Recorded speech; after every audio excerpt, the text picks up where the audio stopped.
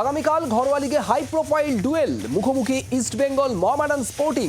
বর্তমানে দুরন্ত ফর্মে রয়েছে ইস্টবেঙ্গল, এখনো পর্যন্ত একটাও ম্যাচ হারেনি বিনো জর্জের দল। তাই আগামীকাল ম্যাচে ফেভারিট হিসেবেই নামতে চলেছে ইস্টবেঙ্গল। শুক্রবার ঘরোয়া লিগে ডার্বি, মুখোমুখি ইস্টবেঙ্গল মোহামেডান স্পোর্টিং। সুপার সিক্সের চ্যাম্পিয়নশিপ গ্রুপে বর্তমানে শীর্ষে ইস্টবেঙ্গল। ঘরোয়া লিগে এখনো পর্যন্ত 14 ম্যাচে 40 পয়েন্ট ইস্টবেঙ্গলের, অন্যদিকে 14 ম্যাচে 22 পয়েন্ট মোহামেডানের। তালিকায় একেবারে শেষে রয়েছে মোহামেডান। এমন অবস্থায় কলকাতা লিগের ডার্বিতে মুখোমুখি হচ্ছে দু দল। সাম্প্রতিক ফর্মের বিচারে এই ম্যাচে ফেভারিট হিসেবেই মাঠে নামতে চলেছে East Bengal.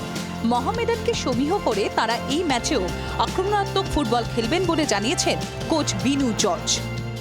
Big win is okay, but we are more matches is going on now, so we are focusing on next match. So I congratulate my boys; they did good job.